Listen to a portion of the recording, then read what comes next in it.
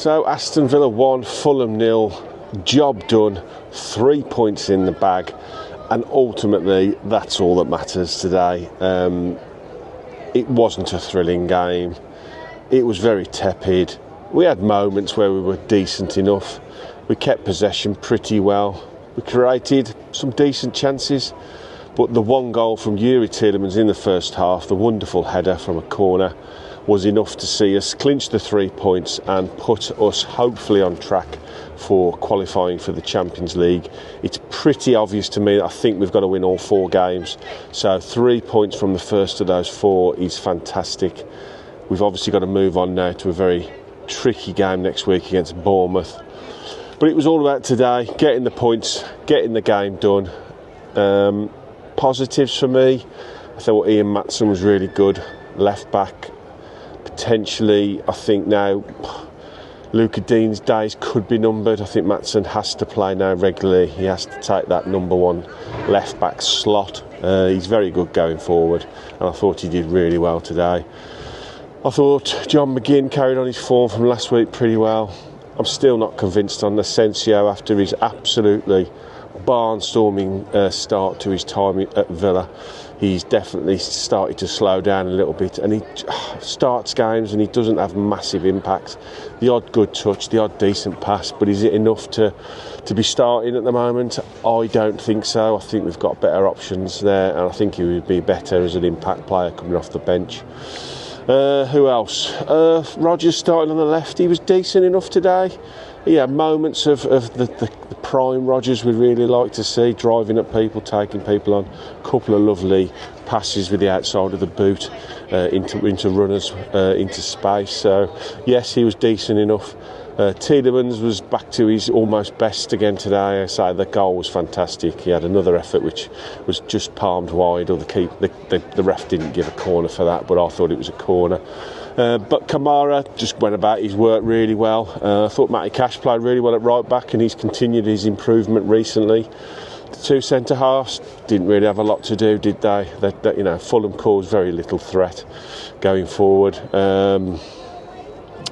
Ollie Watkins. Right, what do we do with Ollie Watkins? He hasn't got Rashford breathing down his neck at the moment.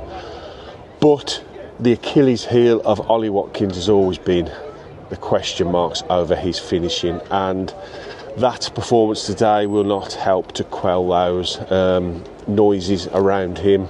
I think he was disappointed when he got took off, but he can't have that many complaints. He missed 2 or 3 gilt-edged chances that he should have really put the game away.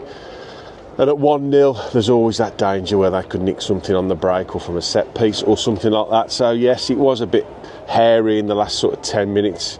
And when they had to take the midfielder off after they'd made the 5 substitutions, they were down to 10 men, and we never really capitalised. Marlon came on and had a couple of efforts, hit the crossbar with one. He was unlucky. Still looks a really good player when he comes on. He's very busy, very energetic, gets his head down and drives at people, and I think he's a half decent finisher when he gets a chance. So yeah, overall, all that mattered today was getting the 3 points. It won't be one that we'll be watching back time and time again. It certainly won't be on the DVD collection of Aston Villa games over the next few years. We move on to a really difficult game next week, as I say, away at Bournemouth, but we will see what happens there. All Villa can do is get their business done our end, and that meant today getting those 3 points. It was irrelevant whether it was 7-0 or 1-0. It was just about winning the game today, and they did that. It's been a long, arduous, tough season, and we are coming towards the end now. So for me, performances, they don't particularly matter at the moment. We haven't got to be that flamboyant. We've got to be hard to beat, stubborn, defensively resilient, and when we get a chance, we've got to take it. And we've just got to hope for the best when we get these results, that other teams slip up, or our 4 wins would be enough to get us that top 5 position. So there we go. That's it from me today at Villa Park. It was lovely being back. The atmosphere was decent enough, to be fair. I'm back on Monday for the FA Youth Cup final, Villa under-18s versus Manchester City under-18s. I think there's 17 or 18,000 seats now being sold for that game, so it should be a fantastic atmosphere here at Villa Park. So if you haven't already, it's only £1 to come. So I think it's worthwhile if you've got young kids to bring them down. It'd be a great opportunity to get them into a game and experience Villa Park.